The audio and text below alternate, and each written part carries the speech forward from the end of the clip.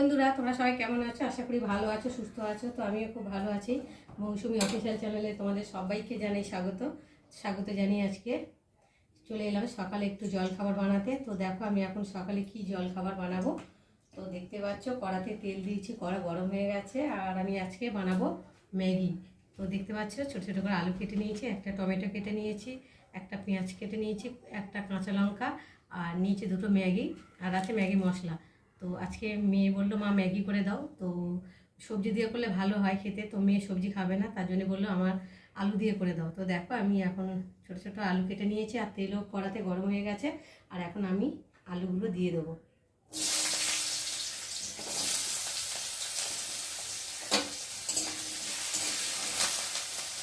যেহেতু আলুটা ভাজা ভাজা হয়ে যাচ্ছে, আর এখন আমি কেটে রাখা পেঁয়াজগুলো দেবো, আর দেবো লঙ্কা, কুচানো লঙ্কাটা দেবো,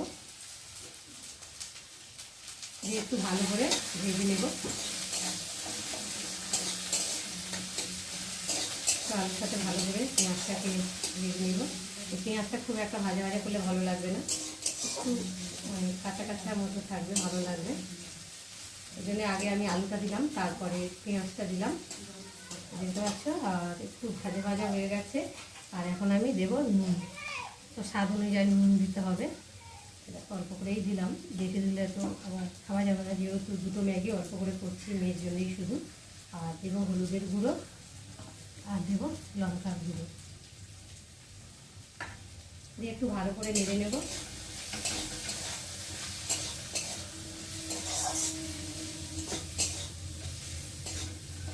আলুটা দিয়েছে তো একটু সময় লাগবে ভাজা ভাজা হতে।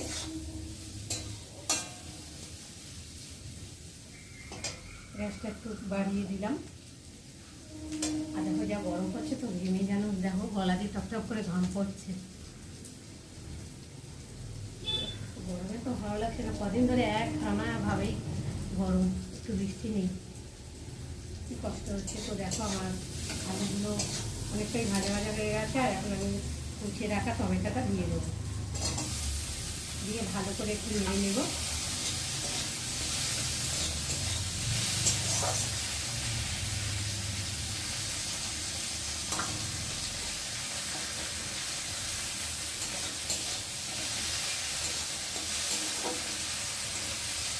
এবার একটু ঢাকা দিয়ে দেবো, যাতে টমেটোটা একটু তাড়াতাড়ি গলে যায়।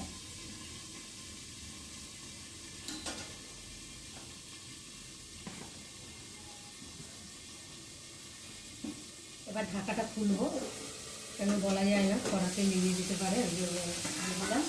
দিয়ে আর একটু ভালো করে নেড়ে দেবো। টমেটোটা অনেকটাই প্রায় গলে গেছে, তো টমেটো বেশি সময় লাগে না বলতে, তাই না বলো বন্ধুরা?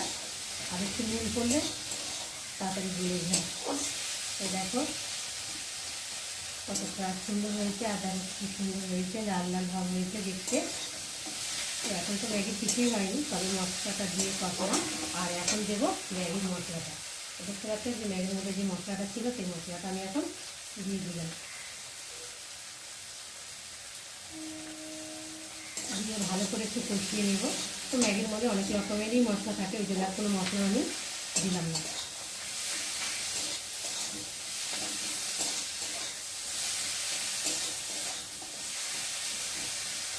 ভালো করে মশলাটা কষিয়ে নেব।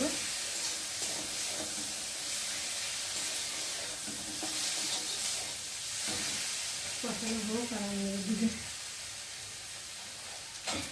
একটু জল নেব, আর এদিকে একটু নাড়তেই থাকবো।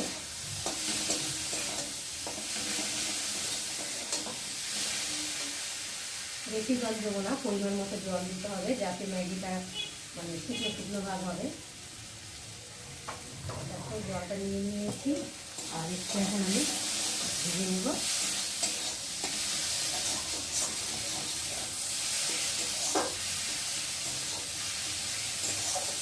তো দেখো ভালোই ভাজা হয়ে গেছে, আর আলুটা অনেকটাই সেদ্ধ হয়ে গেছে, দেখতে পাচ্ছ এই দেখো।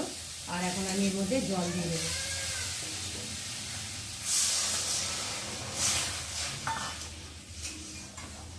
পরিমাণ মতো জল দিতে হবে, কেননা ম্যাগিটা একটু সেদ্ধ হবে। তো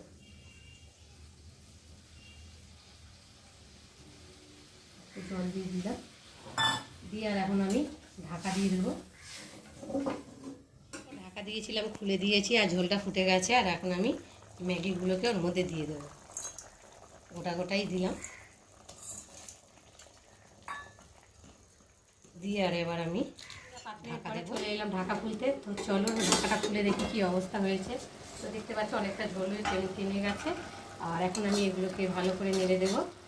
তো 10-20 সেকেন্ড 25 সেকেন্ড মতো মানে এটাকে ভালো করে শুকিয়ে নিতে হবে।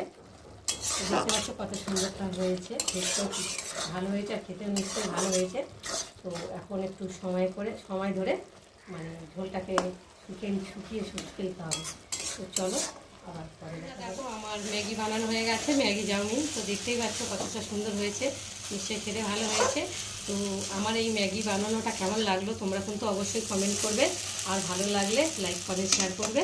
আর আমার চ্যানেলে যদি তোমরা কেউ নতুন হয়ে থাকো তো চ্যানেলটাকে সাবস্ক্রাইব করে দিও। তো চলো এখন আমি কড়া থেকে নামিয়ে নেব, তা পাত্রের মধ্যে ঢেলে নেব।